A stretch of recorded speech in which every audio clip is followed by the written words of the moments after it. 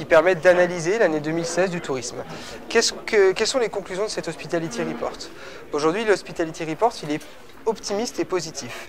Nous avons connu en 2012, 2013, 2014 des années difficiles qui étaient marquées par une crise touristique au Sénégal et nous avons vraiment connu des années difficiles.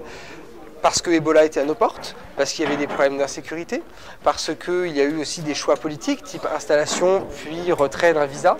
Aujourd'hui, ce que l'on constate, c'est que la courbe repart vers le haut et qu'en 2016, on a connu un vrai redémarrage. Alors, ce redémarrage, il a été chiffré. On a constaté en 2015, c'était 984 000 touristes qui sont venus au Sénégal. En 2016, les estimations tournent autour de 1,5 million, 1,6 million touristes au Sénégal. Donc c'est une vraie croissance qui redémarre. Quand on analyse cette croissance, d'où vient-elle? Elle ne vient pas forcément, comme on l'a connu auparavant le Sénégal, elle ne vient pas forcément d'un tourisme européen. Elle vient principalement d'un renforcement du tourisme local, avec une clientèle sénégalaise qui reste au Sénégal. Aujourd'hui, 40% des touristes au Sénégal sont sénégalais. Ça provient de l'émergence d'une classe moyenne, ça provient d'une volonté de découvrir son territoire et ça provient d'une meilleure promotion du tourisme au Sénégal.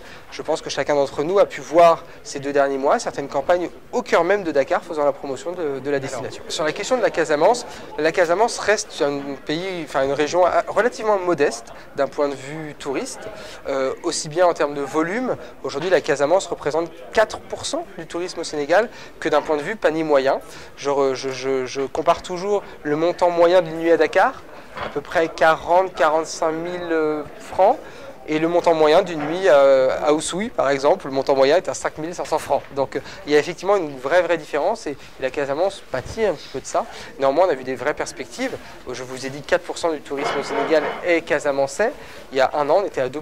Voilà, la Casamance, petit à petit, sort de sa zone, sort de sa réputation parfois un petit peu ternie par des événements et continue à se renforcer. Je crois que la Casamance aujourd'hui a 2 atouts forts. La première, c'est son nom. Casamance, c'est un nom qui fait rêver.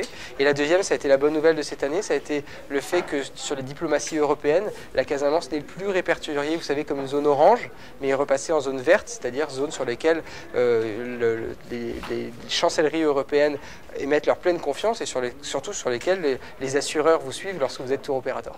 Et quelle est la situation